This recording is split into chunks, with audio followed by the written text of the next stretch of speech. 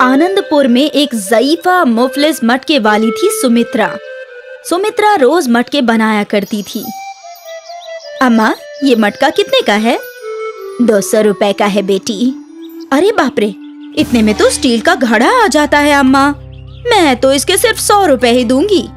अरे बेटी, वो मटका बहुत बड़ा है, 100 रुपए बहुत कम होंगे। 120 रुपए से ज्यादा मैं नहीं दे सकती। ठीक है, ले जाओ। सुमित्रा रोज मटके बनाया करती थी। मटका खरीदने वाले ग्राहक हमेशा सौदेबाजी किया करते थे। सुमित्रा की आमदनी दिन ब दिन कम होती जा रही थी। अम्मा, आपने वो मटका इतने कम दाम में क्यों फरोख्त किया? अब क्या करूं, तू तो देख ही रही है मेरा हाल।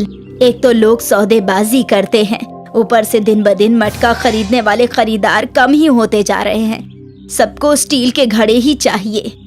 अब तू ही बता मैं क्या करूं। एक तो तेरी उम्र भी हो रही है, मुझे तेरे ब्याह की फिक्र परेशान कर रही है बेटा। अम्मा, तुम कहो तो मैं तुम्हारी मदद कर सकती हूँ। वो कैसे? मैंने सोचा है कि मैं कोई खाने की चीज फरोख्त करूंगी, जिससे हमारी आमदनी में इजाफा होगा। खाने की चीज? हाँ अम्मा, आजकल खाने का कारोबार ही सबसे ज्यादा चलता है। बाजार में हर खाने की दुकान पर हमेशा हुजूम लगा रहता है। वो तो है, लेकिन तू क्या फरोख्त करेगी इसका तो इल्म नहीं। 1-2 दिन में ढूंढ लूंगी। ठीक है, मुझे तेरे काम करने पर कोई एतराज नहीं। ये सुनकर अंजू बेहद खुश थी। शाम को वो बाजार गई और यहाँ वहाँ देखने लगी। चाट, समोसा, भेल, चाइनीज भेल, ये सब तो है इस बाजार में। मुझे इसके अलावा कुछ सोचना होगा जो सस्ता भी हो और लोगों को पसंद भी हो। अंजू आगे बढ़ी तो उसने एक दुकान पर मैगी नूडल्स के पैकेट्स देखे। हाँ, मैगी। सबको मैगी पसंद है और ये सस्ता भी है और जल्दी भी बन जाता है। मैं मैगी ही फरोख्त करूंगी। अंजू ने घर लौटकर वालिदा को बताया, अम्मा, मैं मैगी फरोख्त करूंगी। लेकिन क्या लोग मैगी खरीदेंगे? हाँ अम्मा, जब हम शहर गए थे तो मैंने वहाँ देखा था मैगी के ठेले पर कितना हुजूम लगा रहता था। मैं भी मैगी फरोख्त करूंगी। मुमकिन है हमारे ठेले पर भी हुजूम लगे। ठीक है, कोशिश करने में क्या हर्ज है। ऊपर से मैगी के ठेले में कुछ ज्यादा खर्च भी नहीं है। हाँ, सुमित्रा ने अंजू को कुछ पैसे दे दिए। इससे जरूरत की सारी चीजें और कुछ सब्जियां खरीद लो। ठीक है अम्मा। अंजू ने बाजार से मैगी के पैकेट, सब्जियां और कुछ छोटी छोटी प्लेट खरीद ली। अगले रोज अंजू ने बाजार के बीचों बीच अपने मैगी का ठेला लगाया। अंजू की एक जानिब चाट का ठेला था और दूसरी जानिब भेलपूरी का। चाट और भेलपूरी के ठेले वाले अंजू के ठेले पर नजर गड़ाए बैठे थे। अंजू ने मैगी के पैकेट अच्छे से लगा दिए, जिससे खरीदार उसके ठेले पर खींचे चले आए। कितने की है मैगी? सादा मैगी 15 रुपए और वेजिटेबल मैगी 20 रुपए। एक वेजिटेबल मैगी देना। अंजू ने 2 मिनट में वेजिटेबल मैगी बनाया और खरीदार को दे दिया। उस शख्स को मैगी खाते देख कुछ खरीदार और उसके ठेले पर आए। हमें 2 सादा मैगी देना। मुझे 1 वेजिटेबल मैगी। जैसे जैसे खरीदार फरमाइश दे रहे थे, अंजू मैगी बनाई जा रही थी। अंजू का ठेला नया था और आते ही वहाँ खरीदारों का हुजूम लगने लगा। ये बात अगल बगल के ठेले वालों से देखी नहीं जा रही थी। वो लोग हसद से राख हो रहे थे।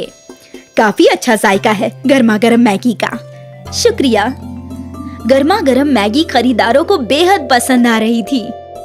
पहले ही रोज से अंजू की अच्छी खासी कमाई शुरू हो गई। वो बेहद खुश थी। अंजू की कमाई देखकर सुमित्रा भी बेहद खुश थी। अच्छी बात है बेटा, तू हमेशा ऐसे ही खुश रह। अंजू को अच्छा लग रहा था। आखिर वो अपनी वालिदा की थोड़ी सी मदद कर पा रही थी। वैसे भी सुमित्रा ने बहुत मुश्किलों से अंजू की परवरिश की थी। अगले कई रोज तक अंजू का मैगी का ये ठेला अच्छा चलता रहा। ग्राहकों का हुजूम अक्सर वहाँ जमा रहता और अंजू की कमाई भी अच्छी हो रही थी। पड़ोसी ठेले वाले परेशान थे। एक रोज की बात है, अंजू ने ठेला लगाना शुरू किया। धत, मैं तो घर से चम्मच लाना ही भूल गई, अभी लेकर आती हूँ।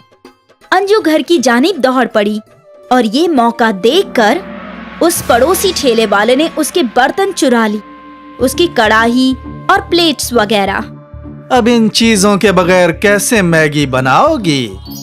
हाँ, हम भी देखेंगे। जब अंजू लौटी तो उसका सामान गायब था।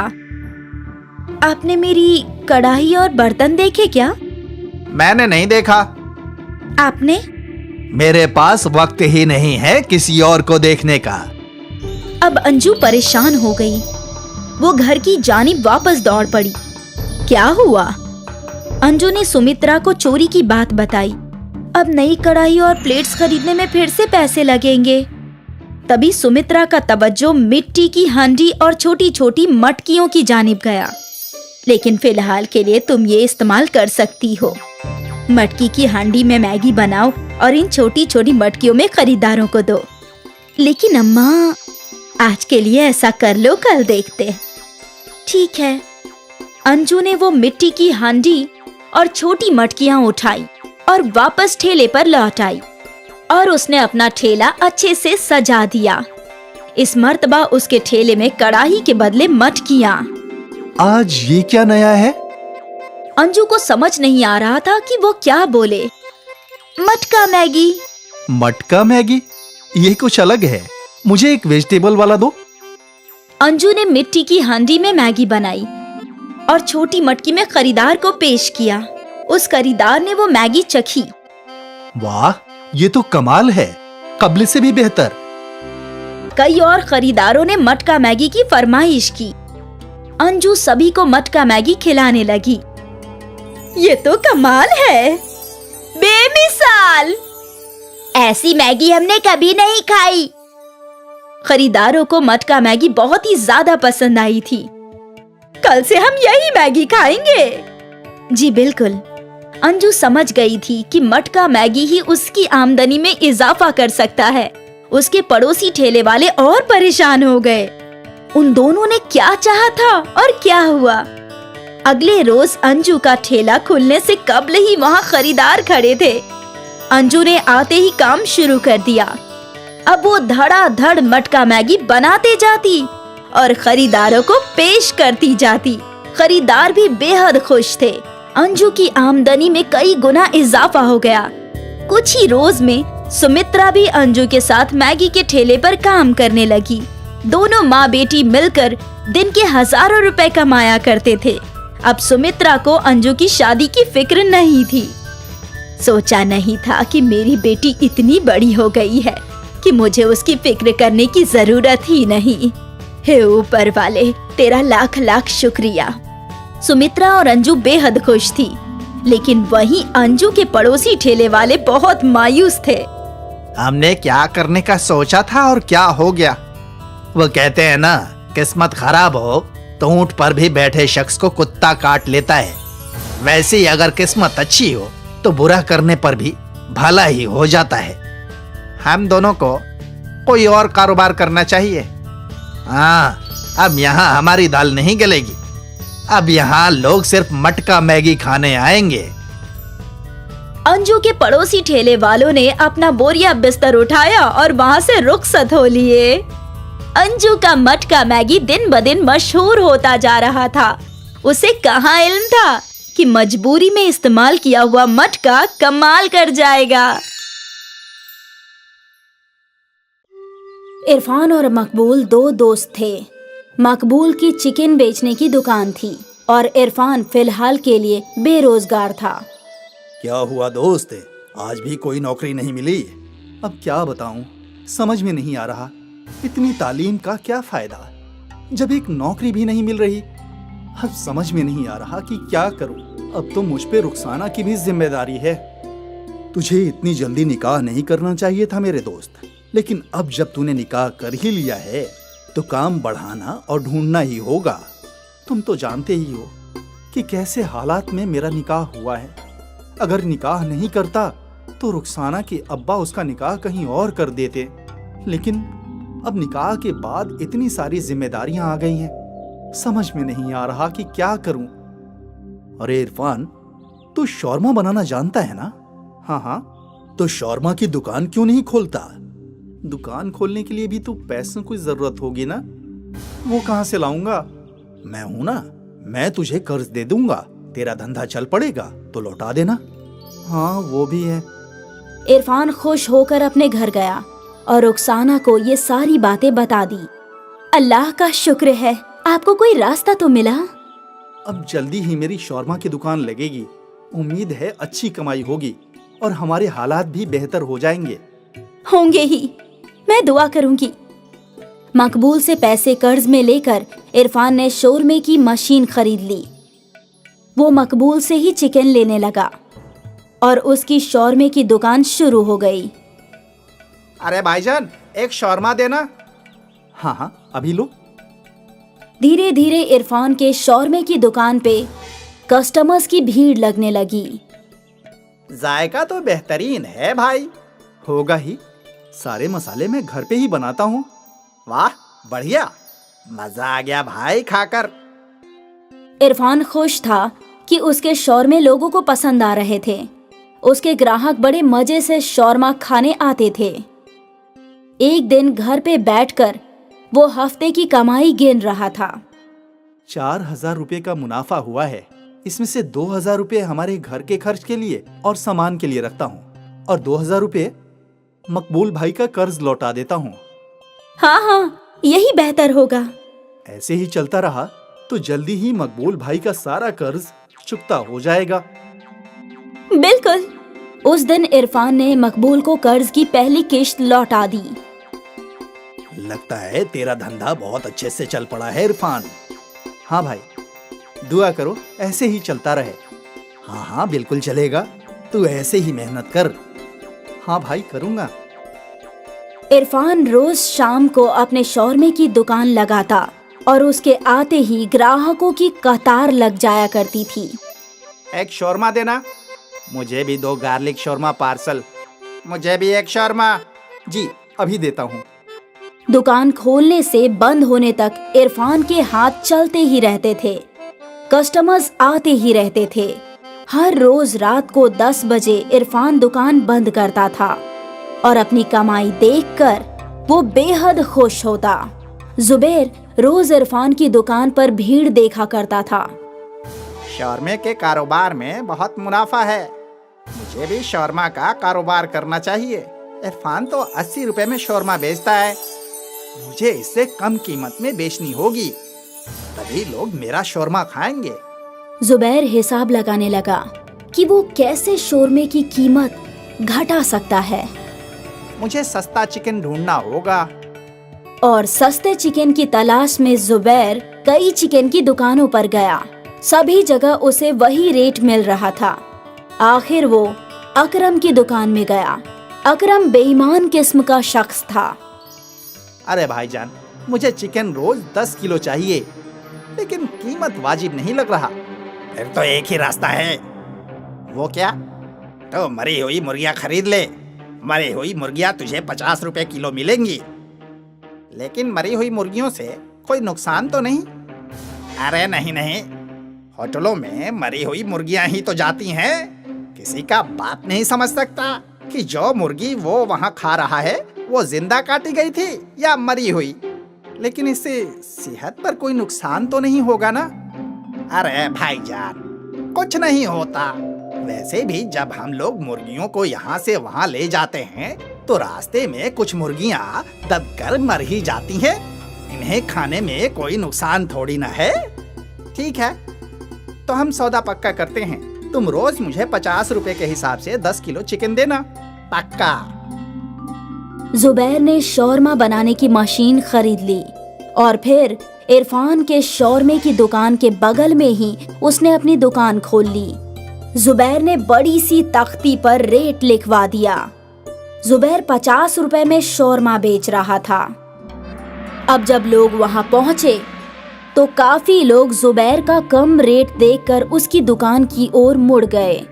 लेकिन अब भी कुछ ऐसे ग्राहक थे जो इरफान की दुकान में ही शौरमा खाने आते थे। भाई, तुम्हारे शौरमा जैसा जायका नहीं है वहाँ, कुछ तो गड़बड़ है। उसे 50 रुपए के शोरमा में फायदा हो रहा है, इसलिए वो बेच रहा है। वो भी है, लेकिन जो हमेशा खाते हैं वो तुम्हारे पास ही लौटेंगे भाई, फिक्र मत करो। हाँ, मुझे अल्लाह पर पूरा यकीन है। उस रोज इरफान मकबूल भाई से मिला। क्या हुआ इरफान, आज तुम्हारा चेहरा इतना उतरा हुआ क्यों है? अब क्या बताऊं भाई, जुबैर ने शौरमा की दुकान खोली है और वो शौरमा 50 रुपए के बेच रहा है। इतना सस्ता कैसे? वही तो मुझे भी समझ में नहीं आ रहा है भाई। जरूर वो कोई गोलमाल कर रहा है, हमें पता लगाना चाहिए, लेकिन कैसे? चलो मेरे साथ। उस दिन इरफान और मकबूल ने जुबैर का पीछा किया। उन्होंने देखा कि जुबैर अकरम चिकन वाले की दुकान में गया। अब समझा। क्या ये अकरम एक नंबर का बेईमान है? ये जरूर जुबैर को मरी हुई मुर्गियों का गोश्त सस्ते में बेच रहा है, लेकिन ये तो वाजिब नहीं है। लोगों की तबीयत खराब हो सकती है। अब हमें क्या करना चाहिए? दोनों सोचने लगे कि वो जुबैर और अकरम को कैसे रोक सकते हैं। तभी मकबूल को याद आया कि उनके इलाके में एक फूड इंस्पेक्शन का दफ्तर है, जहां फूड की शिकायतें की जाती है। हमें फूड इंस्पेक्शन ऑफिस में जाकर कंप्लेन करनी चाहिए। ठीक है। इरफान और मकबूल फूड ऑफिसर के पास गए और वहां उन्होंने बड़े ऑफिसर को जुबैर की बेईमानी की कंप्लेंट की। हमें उस शौरमे की जांच करनी होगी। फूड ऑफिसर जुबैर की शौरमे की दुकान पर पहुंचे और वहां रखे चिकन और रोटियों की जांच करने लगे। अरे जनाब, कुछ सेटलमेंट करते हैं। 2 लोगों की जान के साथ खेल रहा है और हमें रिश्वत देने की बात कर रहा है। ऑफिसर ने सैंपल लिया और जांच की। सर, यह चिकन खाने के लायक नहीं है। इसे खाने से सेहत बहुत जल्दी खराब हो जाएगी। इसे पुलिस के हवाले कर दो। पुलिस ने जुबैर को गिरफ्तार कर लिया और फिर अकरम को भी गिरफ्तार कर लिया। सभी को जुबैर की बेईमानी के बारे में इल्म हो गया और एक बार फिर ईमानदार इरफान की दुकान पर कस्टमर्स लौट आए। इरफान की मुश्किल हल हो गई और लालची शौरमे वाले जुबैर को उसके किए की सजा मिल गई। हमेशा याद रखिए, हर वो चीज जो सस्ती हो वो अच्छी नहीं होती। शौकत मियाँ की बिरयानी की दुकान थी। लोग बड़े मजे से उनकी बिरयानी नोश फरमाते थे। वाह शौकत भाई, क्या जायका है। शुक्रिया भाईजान। बिरयानी का जायका अच्छा था, इसलिए उनकी आमदनी बहुत अच्छी होती थी। शौकत मियाँ हर महीने 20,000 रुपए अपनी अम्मी के हाथ में रख देते थे। बेटा, अब जब तुम्हारी आमदनी भी ठीक ठाक हो रही है, तो मैं सोच रही हूँ कि तुम्हारा निकाह करवा दूं। वैसे भी कब तक मैं तन्हा घर की और पूरे खानदान की जिम्मेदारियाँ उठाऊंगी। तुम्हारे निकाह के बाद तो नदीम का भी निकाह होगा। अरे अम्मी, मैं तो अभी भी बच्चा हूँ। आप कब भाईजान का ही निकाह करवाइए। ठीक है ठीक है, अम्मी आपको जो लड़की पसंद हो वो मुझे मंजूर है। ये हुई ना बात, आपसे मुझे यही उम्मीद थी भाईजान। शौकत की अम्मी ने उसके लिए एक लड़की तलाश ली। सना तालीम याफ्ता थी और खाना भी जायकेदार बनाती थी। कुछ माह बाद शौकत और सना का निकाह हो गया और फिर सना ने घर की सारी जिम्मेदारियां संभाल ली। बेटा, तुम्हारे हाथों के खाने का जायका ही अलग है।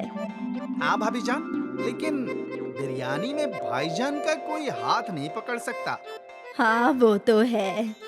अब उसका तो तब इल्म होगा जब मैं उनके हाथों की बिरयानी खाऊंगी। भाईजान, आज सबके लिए बिरयानी ले आना। ठीक है, ले आऊंगा। शौकत की बिरयानी मशहूर थी। जब भी वो बिरयानी बनाया करता था, बिरयानी की खुशबू आसपास फैल जाती थी और लोग खींचे चले आते थे। अरे भाई, बिरयानी तैयार है क्या? नहीं भाईजान, 10 मिनट और लगेगा। ठीक है, मैं यहीं खड़ा हूँ। खरीदार तो शौकत की बिरयानी का इंतजार किया करते थे। यहाँ तक सब कुछ दुरुस्त चल रहा था। ये अमजद मियाँ तो बैठे बिठाए मेरा कारोबार खा रहे हैं। मुझे कुछ तो करना ही होगा। मैं भी दाम गिरा देता हूँ। शौकत ने भी बिरयानी का दाम कम करके 80 रुपए कर दिए। रोज तो इसी दुकान से बिरयानी खाते हैं, चल आज उस नई दुकान से खाते हैं। ठीक है। कई खरीदार बस नया जायका चखने के लिए अमजद की दुकान में जाने लगे, लेकिन अमजद के हाथों में अलग ही जादू था। एक बार जो उसकी बिरयानी खाता, वो उसी की दुकान में वापस आया करता था। कल जो बिरयानी खाई थी ना, आज भी वही नोश फरमाएंगे।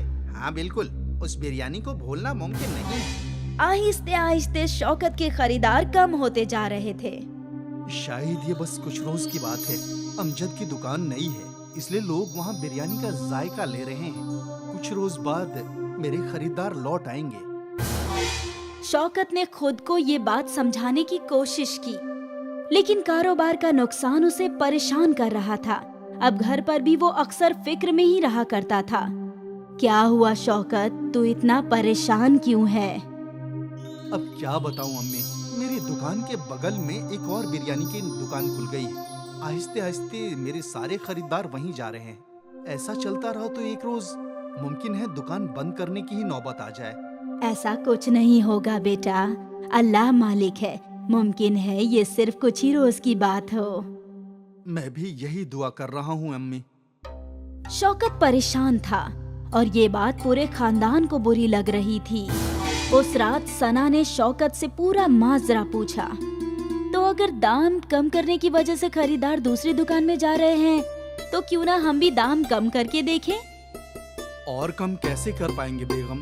बिरयानी की एक प्लेट बनाने की लागत ही 50 रुपए प्लेट की है और हम 80 रुपए में फरोख्त कर रहे हैं। मतलब सिर्फ 30 रुपए का मुनाफा है।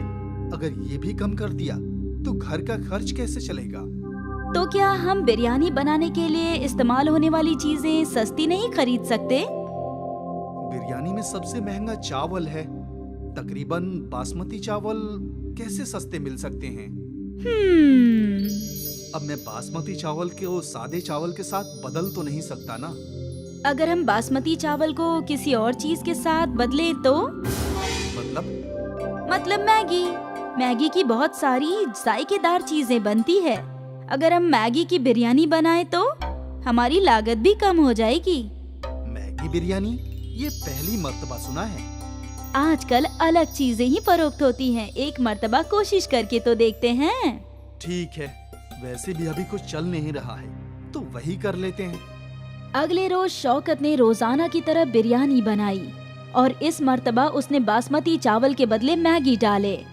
मैगी की बिरयानी जल्दी बन गई और उसकी लागत भी कम थी, इसलिए शौकत ने दाम भी 50 रुपए कर दिए।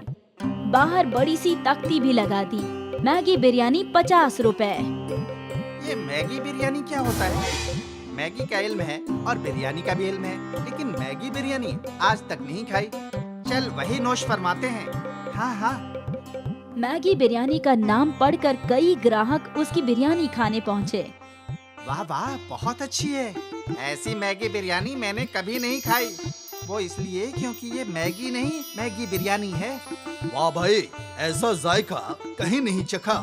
शुक्रिया भाईजान। लोग शौकत की बिरयानी को बेहद पसंद कर रहे थे। उस रोज शौकत की दुकान पर खरीदारों का हुजूम लगने लगा। भाई, मैगी की बिरयानी तो चावल की बिरयानी से भी लाजवाब है। आज से हम रोज मैगी बिरयानी ही खाएंगे। शौकत खुशी खुशी घर आया और उसने ये खुशी की बात अपनी बेगम को बताई और वो भी खुश थी। उस माह शौकत की बहुत अच्छी कमाई हुई थी। महीने के आखिर में शौकत ने अपनी अम्मी को 40,000 रुपए दिए। इतना? हाँ अम्मी, सना की मैगी बिरयानी की तरकीब काम कर गई। दुगनी आमदनी होने लगी है। एक मर्तबा फिर शौकत खुश रहने लगा। उसकी मुश्किलें हल हो गई क्योंकि उसकी आमदनी में इजाफा होने लगा। मैगी बिरयानी मशहूर हो गई।